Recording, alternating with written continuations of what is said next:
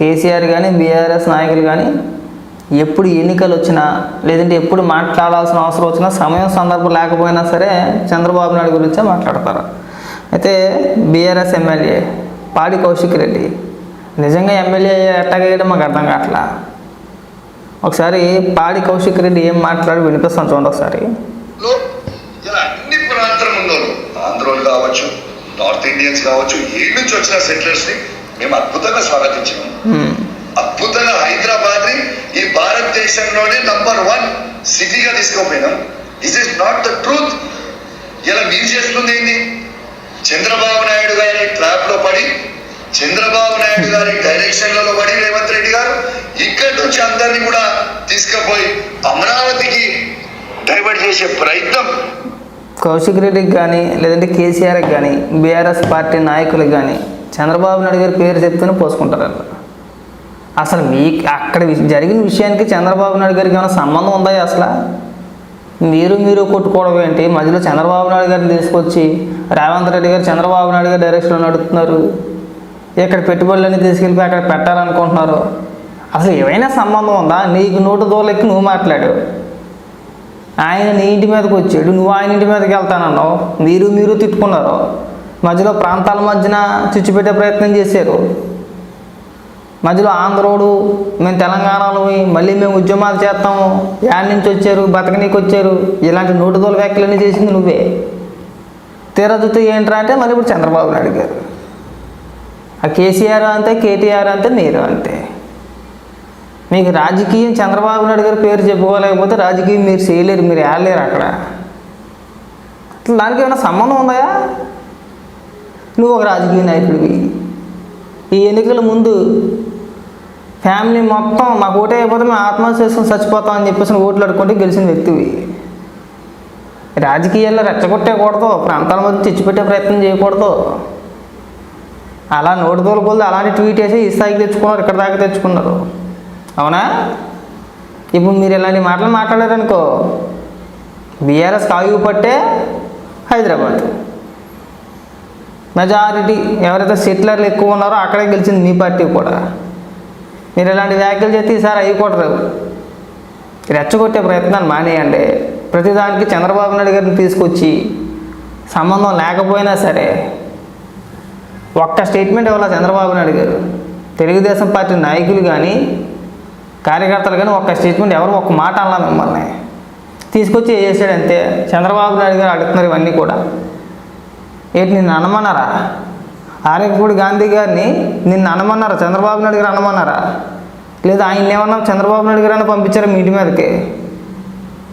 కొంచెమైనా బుర్ర ఉందా అసలు? ఆ ఎద్దులో అంత ఎత్తుగా నువ్వు అసలు మనిషి ఎదిగితే సరిపోద్దా? అసలు సంబంధం లేని మాటలు కాకపోతే సంబంధం ఉందా అసలు? పైగా ఎమ్మెల్యేవి అంటే నువ్వు కూడా ఏమనుకుంటున్నావు? మాకు ఇక్కడ పార్టీ ఉంది వైసీపీ, వాళ్ళు కూడా అంతే ప్రజల్ని సొంత కార్యకర్తలని ఇరుపప్పల్లా చూస్తారు. మీరు కూడా అలాగే చూస్తున్నారు. మీ కార్యకర్తలను అలాగే చూస్తున్నారు, మీ రాష్ట్రంలో ఉన్న ప్రజలను అదే ఉద్దేశంతో చూస్తున్నారు.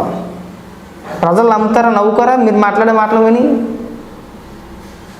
నవ్వుకోరా? సిగ్గుపడండి, ఇలాంటి వ్యాఖ్యలు చేయమాకండి. రాజకీయ నాయకులు కదా, ఈ రెచ్చగొట్టేసి మన శవాల మీద పేలాలు వేసుకుందాం, రేవంత్ రెడ్డి గారు చేస్తున్నది ప్రాంతాల మీద దిచ్చు పెట్టేద్దాం, వాళ్ళు కొట్టేసేస్తారు,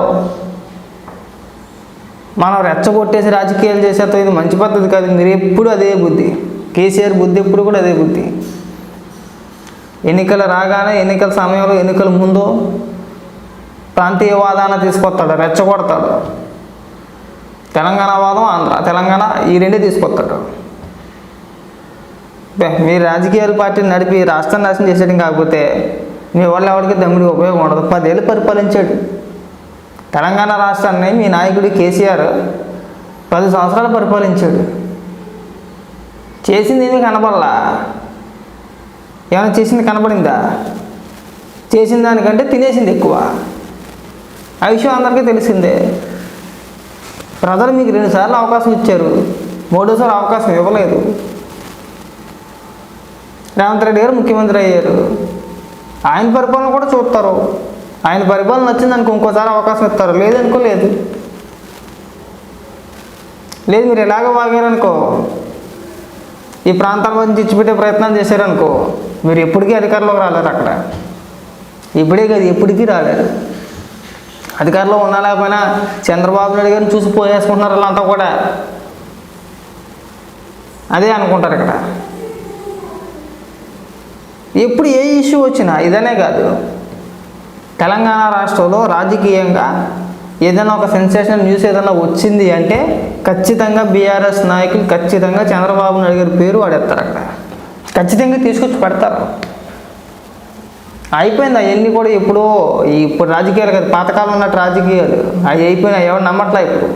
నమ్మే పరిస్థితులు కూడా ఎవరు లేరు. జనాలు తెలుగు తక్కువ ఏం కాదు, జనానికి క్లియర్గా కనబడుతుంది, క్లియర్గా తెలుసుకుంటారు వాళ్ళు ఎవరేంటి అనేది. రేవంత్ రెడ్డి గారు ఏమన్నా తెలుగు తక్కువలా? ఆయనకి తెలియదా? ఒకరు చెప్తే ఆయన చేస్తాడా? స్వతహాగా ఆయనకి నిర్ణయాలు ఏమి ఉండవా? ఆయనకి రేవంత్ రెడ్డి గారికి కూడా సంబంధం ఏముందండి? మీరు గిల్లుకొని మీరు కొట్టుకొని ఒకరి మీద ఒకరు బూతులు తిట్టుకొని కొట్టేసుకొని మీరు రెచ్చగొట్టుకొని ఏమన్నా అంటే చంద్రబాబు నాయుడు గారు అడుగుతున్నారని చెప్పేసి అని అంటారు. ఆ లెక్క నిన్ను రెచ్చగొట్టిన చంద్రబాబు నాయుడు గారు అయి ఉండాలా, లేదంటే ఆరకపూడి గాంధీ గారిని రెచ్చగొట్టిన చంద్రబాబు నాయుడు గారు అయి ఉండాలా? మీ ఇద్దరిని కూడా రెచ్చగొట్టిన చంద్రబాబు నాయుడు గారేనా? దానికి ఒప్పుకోరు మళ్ళీ. అదే ఎరిపప్పు అయ్యే మాటలంటే అవే. మీరు ఇష్టానుసారంగా మీరు మాట్లాడేసి ఎదుటోళ్ళ మీద తోసేసి ఇదంతా చంద్రబాబు నాయుడు గారు ఆడుతున్నారంటే పైగా మీదొక పార్టీ. క్యాడర్ లేని పార్టీ ఏదైనా ఉందంటే మీదొకటే.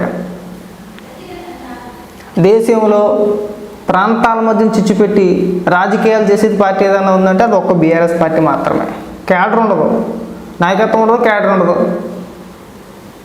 కేవలం రెచ్చగొట్టేసి ప్రజలను రెచ్చగొట్టి రాజకీయం చేసే వ్యక్తులు ఎవరైనా ఉన్నారంటే కేసీఆర్ ఒక్కడే. ఎందుకు ప్రాంతాల మధ్య చిచ్చుపెట్టుకుంటే ఏమొచ్చుద్ది? ప్రజలంతా బాగానే ఉన్నారు అన్నదమ్ముల్లా కలిసి. రాష్ట్రాలుగా విడిపోయినా ప్రజలు కలిసే ఉన్నారు కదా, అన్నదమ్ముల్లాగే ఉన్నారు కదా. ఏ రోజు ఆ విద్వేషాలు ఏమి లేవు కదా. లేని విద్వేషాలు ఎందుకు తీసుకొచ్చి పడుతున్నారు? కేసీఆర్ అలా 10 ఏళ్ళు ట్రై చేశాడు. 10 ఏళ్ళు ప్రాంతాల మధ్య చిచ్చుపడదాము, కొట్లాటలు చేద్దాము అలాంటి ప్రయత్నాలు 10 ఏళ్ళు చేసాడు ఆయన. జనవరి పట్టించుకోవాలి, జనవరి నమ్మల. ఇవాళ మళ్ళీ కొత్తగా వచ్చి మళ్ళీ మీరు స్టార్ట్ చేస్తున్నారు. ఇక్కడ ఎవరితో తినేయడండి. ఎవడు ఎక్కడికన్నా వెళ్ళి బతకొచ్చు. మీది మాదని ఏమన్నది ఎవడో మీకు రాసి ఇచ్చేసింది కాదు. ఏమైంది? నచ్చినోడు ఎక్కడన్నా బతుకుతాడు. ఆ రైట్స్ ఉన్నాయి. మీరైనా కొనేసుకున్నారు మొత్తం అంతా కూడా. మీ పేరుని రిజిస్ట్రేషన్ చేయించుకున్నారు. ఇది ఏం బొరతక్కువ మాట్లాడి ఇవన్నీ కూడా. మీది మాది. నేను తెలంగాణ వాళ్ళు వెళ్ళి వేరే దేశాల్లో బతకట్లేదేంటి? ఆంధ్రాలో వెళ్ళి బతకట్లేదేంటి? మన తెలుగు వాళ్ళు ఇతర దేశాలు వెళ్ళి బతకట్లా? అమెరికాకి వెళ్ళి, ఆస్ట్రేలియాకి వెళ్ళి, లండన్లోని అక్కడ స్థిరపడిపోవట్లా? మీలాగే అక్కడ ఉండాలనుకుంటే